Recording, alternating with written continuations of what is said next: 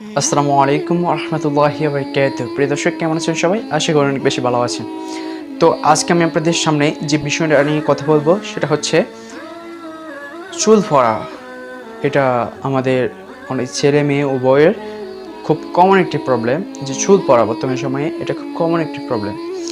চুল পড়া যাদের রয়েছে তারা আজকে আমি যে আমলটা বলবো সেটা যদি করতে পারেন, আমি 100% গ্যারান্টি দিয়ে বলতে পারবো ইনশাআল্লাহ আপনাদের চুল পড়া প্রবলেম খুব তাড়াতাড়ি সলভ হয়ে যাবে ইনশাআল্লাহ, আপনারা যদি এই আমলটা করতে পারেন।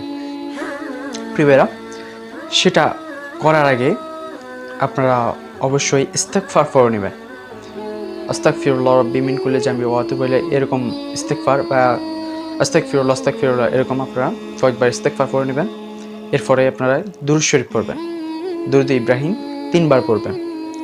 তারপরে আপনারা একটা দোয়া পড়বেন, ওয়া ইযা মারিদতু ফাহুয়া ইয়াশফিন। এই আমলটা আপনারা করবেন।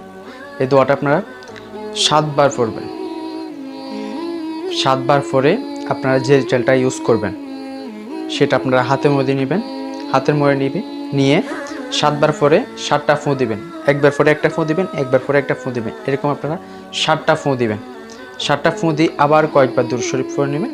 পরে আপনারা তেলটা আপনাদের চুলে লাগিয়ে নেবেন ইনশাআল্লাহ। এই আমলটা যদি আপনারা করতে পারেন, আমি 100% গ্যারান্টি দিয়ে বলতে পারবো আপনারা খুব দ্রুত রেজাল্ট পাবেন।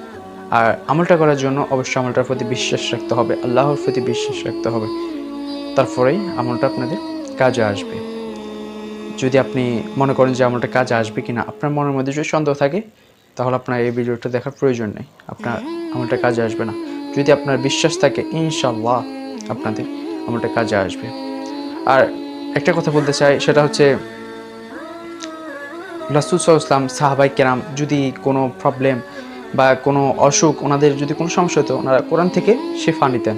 আল্লাহ তাআলা কোরআনকে মানুষের শেফার জন্য সৃষ্টি করেছেন। কোরআনের মধ্যে শেফা রয়েছে, সব কিছু সমস্ত রোগের ওষুধ কোরআনের মধ্যে রয়েছে। আল্লাহ তাআলা বলছেন, ওয়ানুনাজ্জিলু মিনাল কুরআনি মা হুয়া শিফা ওয়া রাহমাতুল লিল মুমিনিন।